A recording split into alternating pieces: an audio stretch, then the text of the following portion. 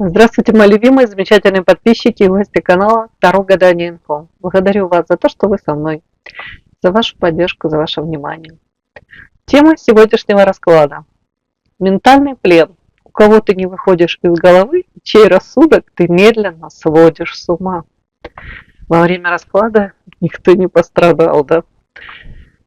Расклад, как всегда, будет сделан по специальной схеме, состоящей из вопросов, которые будут озвучены сразу же после вашей сигнификации. В конце расклада в качестве бонуса будет совет психолога. Надеюсь, будет интересно, полезно. Пожалуйста, досмотрите до конца.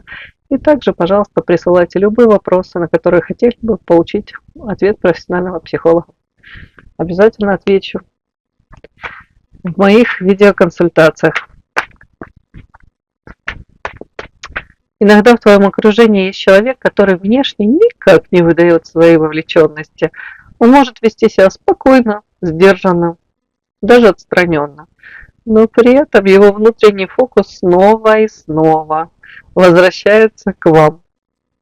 Вы не всегда это замечаете напрямую, но это может проявляться в деталях, в его паузах, в избыточном внимании к вашим словам, в том, как он зависает да, на вас взглядом или возвращается вновь к вам в разговоре, даже тогда, когда тема давно уже сменилась, тема уже исчерпана. Это не открытая демонстрация чувств, а внутренняя фиксация, которая постепенно становится навязчивой. И вопрос здесь не в том, думает ли он о тебе, а в том, почему именно ты стала тем образом, к которому его сознание снова и снова возвращается. И к чему это приведет в будущем, да? Это постоянное внутреннее зацикливание. Давайте сделаем вашу сигнификацию. Какая девочка пришла на расклад? Вы что-то защищаете свое сердечко. Научились уже рамочки, границы выстраивать, на вытянутую ручку держать. Лишний раз к себе не подпускаете. Может быть, подпускаете только после длительной дружбы, да, такой вот, ну, кого как, да.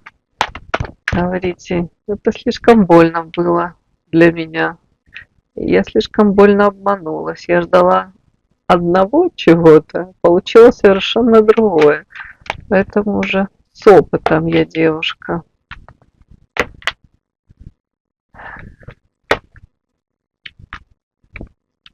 Тут девушка, которая опять-таки в свое время, может быть, уже настроила планы, подвлюбилась, да, доверилась кому-то, настроила планы. Повторюсь, это карта подарок. Надеялась на один подарок, в данном случае это любовь, а получилось совершенно другой, как свинью подложили. А планы тут уже были грандиозные. Кто-то мечтал жить с этим мужчиной, кто-то деток от него хотел, да. У кого-то тут еще какие-то, еще более грандиозные какие-то, я не знаю, были планы. У каждого свое. При этом вы себя почувствовали, может быть, знаете, в моменте, вроде как все хорошо начиналось, а потом по белой вороне, ну, не совсем в своей тарелке, мягко говоря. Почувствовали, может быть, даже себя как использованной, преданной, обесцененной. Тут такое могло быть. В принципе, как будто бы у вас разный, может быть, взгляд оказался на одни и те же вещи, да, то есть на формат ваших взаимоотношений, на проявления какие-то, оппозиция. Ну, тут с мужчиной с каким-то вы точно в оппозиции, и вы чувствуете за собой силу. Так оно и есть в этой карте. Тут женщина права во взаимоотношениях. То есть претензии какие-то, может быть, к этому мужчине, и они имеют под собой почву, имеют место быть, действительно. А опять-таки, характеристика на вас, белая ворона, женщина отличается, выделяет от многих, выделяется из толпы. То есть ваше какое-то мировоззрение, ваш взгляд, опять-таки, на взаимоотношения, может быть, мужчины и женщины. В принципе, увлечение чем-то нестандартным, ну, вот какая-то нестандартность, нетипичная, да, необыкновенная женщина. У кого-то это увлечение, опять-таки, эзотерикой, психологией, таро. В принципе, может быть, это взгляд философский на многие вещи. И в конце карта счастья. Женщина сама по себе умеет быть счастливой, радоваться мелочам.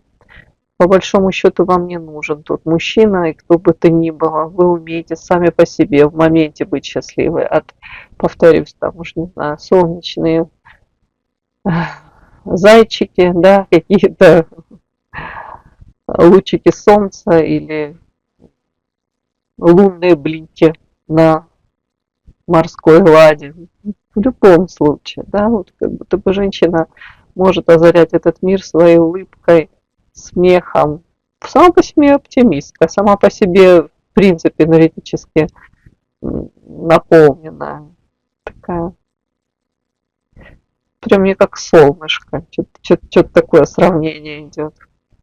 Но уже с опытом, уже знаете цену и любви, и предательства, и всего-всего. Как-то так. Такая сигнификация у меня. Подпишись на канал и поставь лайк. Итак,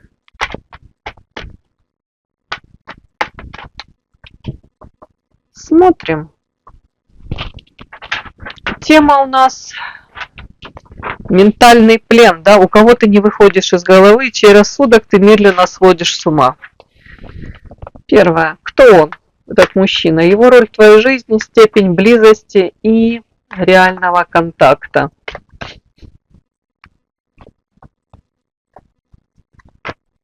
Следующее. Как он проявляется? Как проявляется его зацикленность? Прям я отложу, карта эволюция выскочила. Его зацикленность – это мысли, наблюдение, поведение, скрытые реакции. Может быть, там сталкер, да, какой-то у нас. Что именно в тебе включило его внимание? Твоя внешность, энергетика, твое поведение, может быть, момент взаимодействия, да, бывает такое волшебное взаимодействие. Вот все совпало. Любовь с первого взгляда, да. Как говорят, как электрический ток между нами. Какой-то, как разряд электрического тока пронесся. Так, давайте смотрим дальше.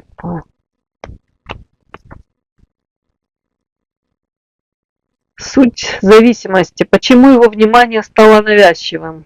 У него эмоциональный дефицит, может, проекция, нереализованный какой-то интерес. Давайте посмотрим. Больше это о нем, о мужчине, да? Внутренний конфликт. Что он пытается подавить? Свое желание, страх, гордость, контроль. Что он пытается подавить? И к чему это приведет? Динамика развития, да? Усиление контакта, дистанция между вами или попытка разрыва фиксации. Может, он будет такой осознанный, разберется сам в себе. Так, смотрим. Первое у нас. Кто этот человек? Его роль в твоей жизни, степень близости и реального контакта. Ох ты, какой-то товарищ опять у нас, который свинью то ли ему подложили, то ли он подложил. Ой, ну смотрите, тут человек, который, девочки, вот карты вы точно повторяю, тут смотрите, человек, от которого вы защищаетесь, человек, который вам подложил свинью. Вы надеялись на один подарочек, а с ним получилось по-другому. То есть это 100%, кто таком вы знаете. Роль в вашей жизни – это человек, ну, скажем так, вы надеялись на одно с ним, одну историю проиграть, а проиграли совершенно другую. И эта история, мягко говоря, вас огорчила, разочаровала. Может быть, вы в нем разочарованы. Скорее всего, вы от него сейчас защищаетесь, закрыты от этого человека. А роль в вашей жизни, степень близости. Опять-таки, ну вот тут карта мне идет. Человек показано вас любит. Но при этом по черной кошечке он это всячески скрывает. Или, скажем так, вот такая любовь у него очень странная, своеобразная. Почему-то он максимально тут, как вам сказать, по этой черной кошечке, он не хотел бы даже, наверное, вам дать понять о том, что, может быть, вы даже нравитесь, не то, что тут вот влюблен в вас. Как-то так странно.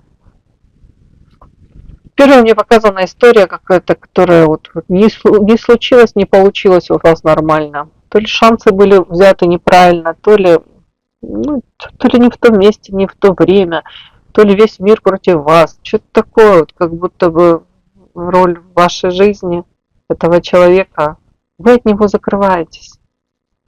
Закрываетесь еще отчасти потому, что он для вас и остался непонятным, его проявление, его опять поведение, его мотив его поведения и поступков каких-то. По черной кошечке это очень много тайн, утаивания, недосказанности. И при этом любящее сердце.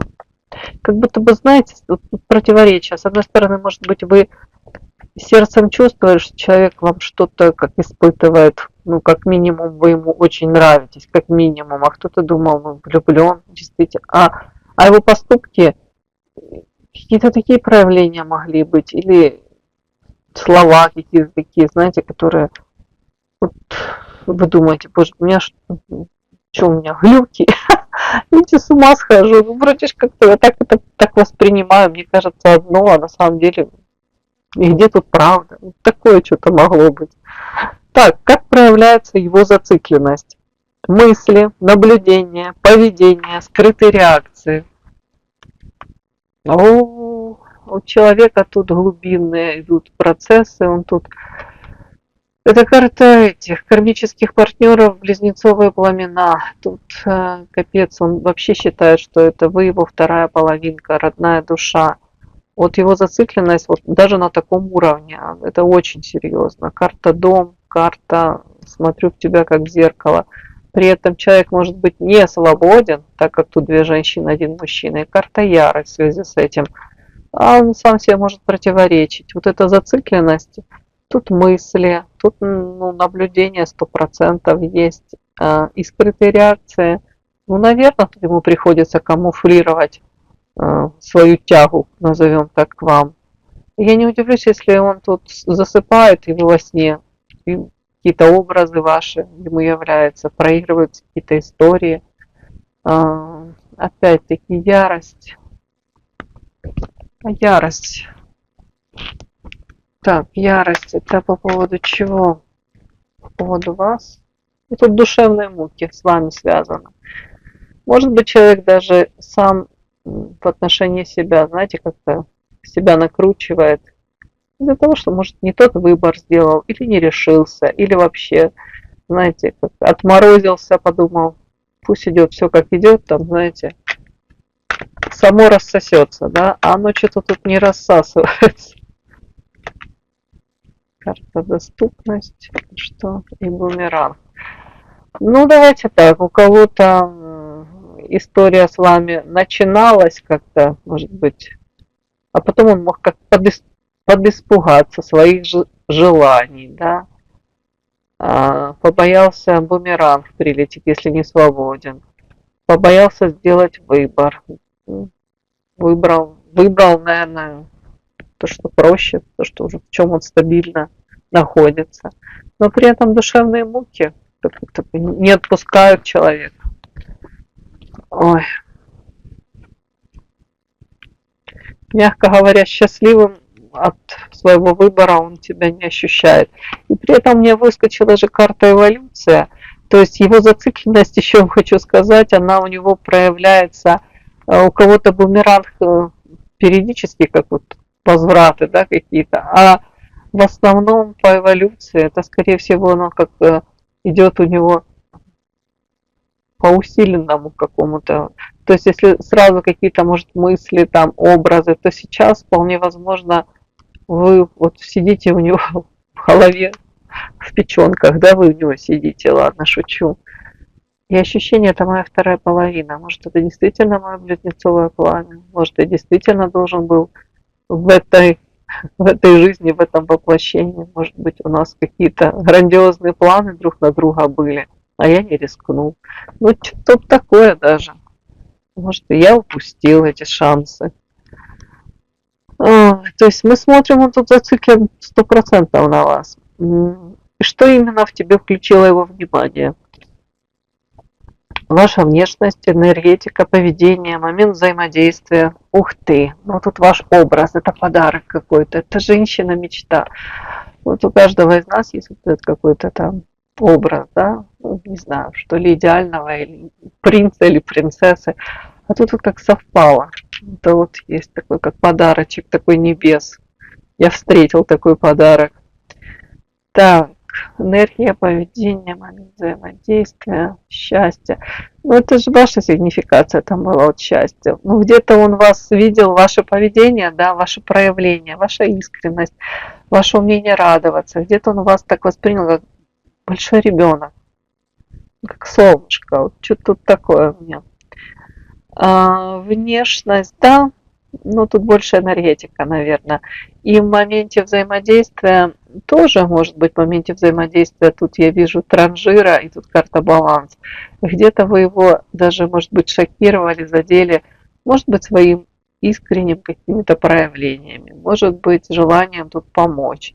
Вряд ли тут транжира, вряд ли вы его шокировали тем, чтобы там, может быть, неимоверные суммы денег швыряли на ветер. Это скорее ваше даже неумение где-то свою энергию при себе держать для себя, да, для того, чтобы, может быть, для себя оставить. Может быть, вы там включались в моменте, вот там, опять-таки, хотели помочь, хотели как-то проявиться и проявлялись. Вот это вот его, может быть, даже задело. Где-то ваше вот желание, может быть, даже бескорыстно как-то проявляться. Ну, как-то так. Такое у меня ощущение по тем картам, что он даже периодически останавливал, у него какие-то порывы были в вашу сторону. Но он тут как карта баланс старался успокоить сам себя и, как, знаете, как попридержать коней, как говорят.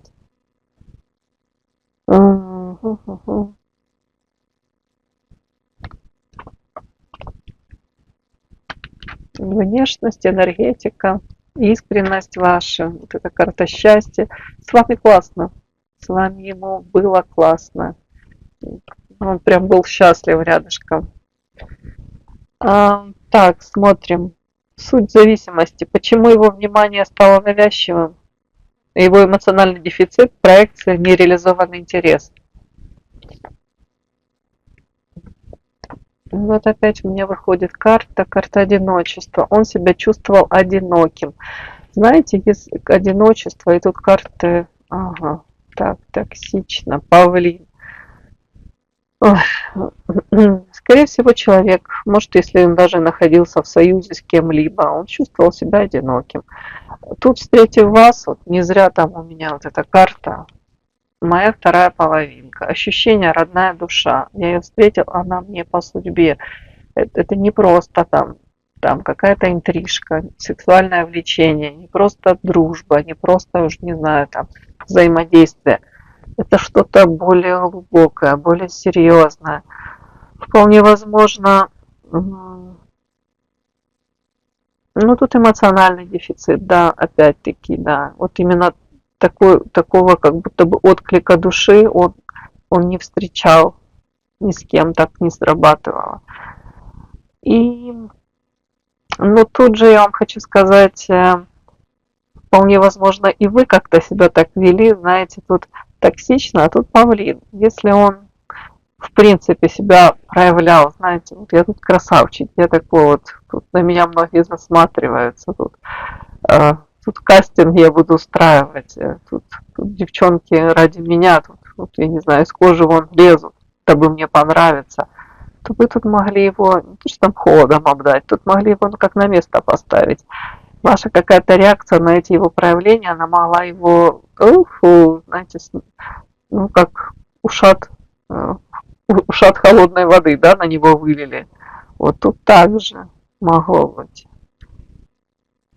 То есть суть зависимости, почему это стало навязчивым, потому что в первую очередь, я уже сказала, это эмоциональный дефицит, это душа даже его как будто бы к вашей душе потянулась. А второе, это ваша где-то какое-то поведение такое, где ну, вы, может, дали ему понять, что ты тут не один такой принц. Если ты хочешь проявляться ко мне, пожалуйста, проявляйся как бы достойно, там, будь внимательным, там, с уважением. Ну, как-то так. Вот тут что-то как будто бы вы его зацепили, тут его как эго, его отчасти раздутое, да, где-то как будто бы ему показали, ну, опять-таки, что вы себя на помойке не нашли, у вас также достаточно тут каких-то мужчин, которые на вас смотрят с обожанием. То есть вы не будете за ним тут бегать, тут с ума сходить. Как-то так. Вот тут вот мне такое идет.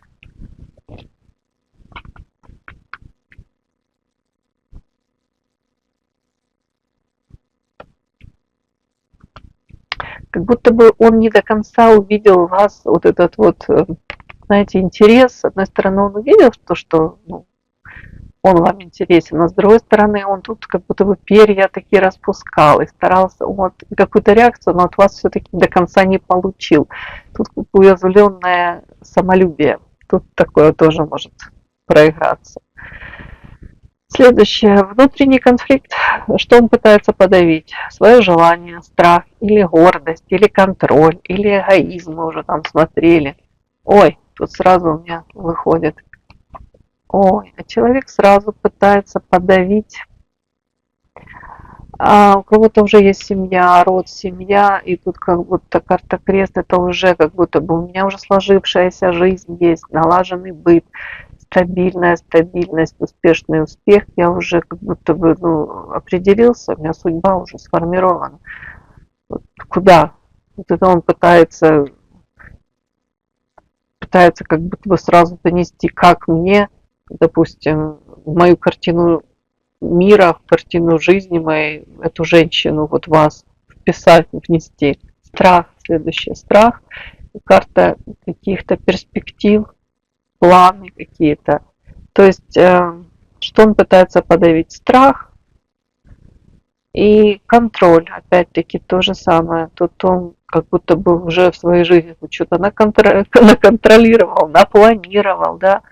А тут опять-таки это получается, как будто бы он не совсем может эти эмоции, которые к вам испытывает, он не может их контролировать. И это ломает его привычный какой-то образ, его мышление, вот эту картинку мира, которую он все выстроил уже, все, он знает вот так, вот так-то. А тут вот эти страхи не дают ему в полной мере, может быть, даже дальше рисовать эту картину мира.